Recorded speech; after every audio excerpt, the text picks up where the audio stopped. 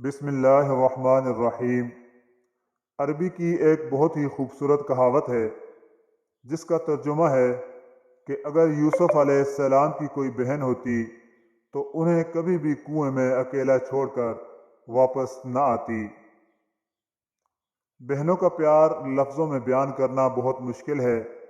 बहनें घर की रौनक होती हैं, घर की खुशियाँ होती हैं, अहले खाना पर और भाइयों पर अपनी जान निछावर करती हैं। बहन अगर बड़ी हो तो छोटे भाइयों के लिए शफीक होती है, अगर छोटी हो तो घर में सबकी आंख का तारा होती है और मोहब्बत का पैकर। बहन ऐसा रिश्ता है, आप जितने भी टूटे हुए घर वापस आएं, उसकी शरारतें और प्यार आपको हशाश बशाश कर देती हैं। बड़ी बहन को माँ का दर्जा भी दिया जाता है। माँ की गैर मौजूदगी में भाइयों के नाज नखरे उठाती है। बचपन और लड़कपन में हमारे अंदर आधी मुसलमानी तो बहनों के इस एक जुमले की वजह से होती है, मैं तुम्हारा अम्मी अब्बू को बताऊंगी।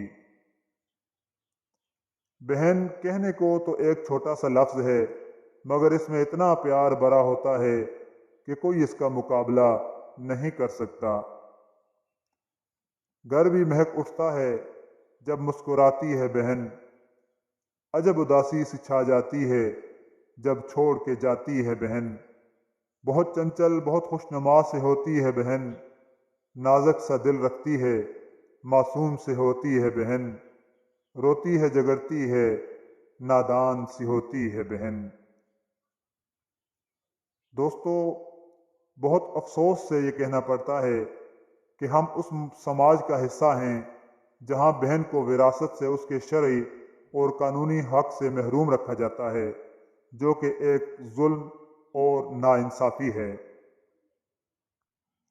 हम अपनी ज़ुबानों से जितना भी बहनों के लिए प्यार जताएं, जब तक उनके हकूक़ अदा नहीं करेंगे, ये सब कुछ बेमानी होगा। दोस्तों, ज़िंदगी में सबसे पहले अपने सुकून को तरजीह दो, खुद को फजूल किस्म के दबाव से दूर रखो, अपने काम पर ध्यान दो और लोगों के हाथों में खिलौना न बनो। नाज़रीन मोहतरम, वो लोग अपने कीमती रिश्तों से महरूम हो जाते हैं जो लोग अपनी झूठी अना की खातिर जानते हुए भी अपनी गलतियां तस्लीम नहीं करते।